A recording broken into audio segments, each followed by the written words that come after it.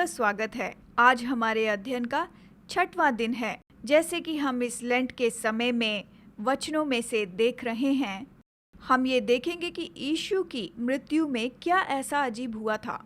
और मेरे चिंतन का विषय है पर्दे का फटना। सुसमाचार हमें बताता है कि यीशु के मरने के पहले उस पूरे देश पर अंधकार छा गया था, सूरज अंधियारा हो गया था। तब यीशु ने बड़े शब्द से चिल्लाकर प्राण छोड़ दिए। उसने प्राण छोड़ दिए और मंदिर का पर्दा ऊपर से नीचे तक फटकर 2 टुकड़े हो गया। और मंदिर का पर्दा ऊपर से नीचे तक 2 टुकड़े होकर फट गया। देखिए, पर्दे का फटना यीशु की मृत्यु के साथ संबंध रखता था। पर्दे का फट जाना ये बहुत महत्वपूर्ण था। पर्दे का फटना तो शारीरिक चिन्ह था कि जब यीशु क्रूस पर मर गया तो उस समय क्या हुआ। ये पर्दा महापवित्र स्थान का पर्दा था। महापवित्र स्थान तो मंदिर का एक भाग था और वहां पर कोई भी नहीं जा सकता था। यहूदी आराधक तो बाहरी आंगन तक आ सकते थे और यहूदी याजक, उन्हें पवित्र स्थान में आने की अनुमति थी। साल में एक ही बार महायाजक महापवित्र स्थान में प्रवेश किया करता था कि लोगों के लिए वो विनती किया करे। महापवित्र स्थान एक ऐसी जगह थी जहां पर परमेश्वर की उपस्थिति रहती थी। परमेश्वर की पवित्रता उसे लोगों से अलग कर देती थी। ये पर्दा यही दर्शाता था। पर्दा दर्शाता था कि परमेश्वर पवित्र परमेश्वर है और उस तक पापी मनुष्य कभी नहीं पहुंच सकता था। महायाजक को छोड़ अगर कोई वहां प्रवेश करता था तो मर जाता था। ये इतना खतरनाक था कि बिना न्योते के परमेश्वर की पवित्रता के पास जाना। पर्दा घोषित करता था कि इतना ही, इसके आगे नहीं। ये एक शारीरिक और आत्मिक विभाजन था परमेश्वर और मनुष्य के बीच में। परमेश्वर पहुंच के बाहर है।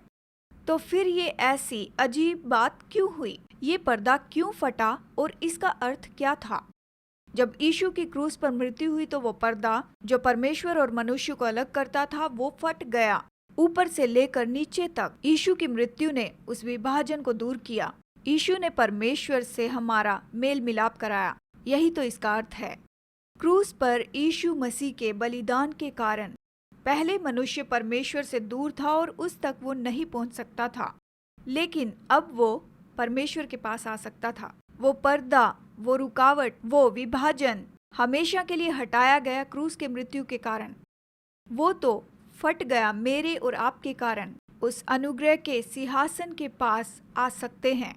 आज हमें परमेश्वर के प्रेम से कोई दूर नहीं कर सकता और आज तो कोई रुकावट नहीं है। यीशु ने पाप की रुकावट को दूर किया और हमें परमेश्वर से मिलाया है। जब हम अपने जीवन में यीशु को स्वीकार करते हैं, वो हमारे बदले में मध्यस्थी करता है। हम पर दोष नहीं है। अब हम उससे अलग नहीं हैं। हमसे पूरी तरह से प्रेम किया गया है।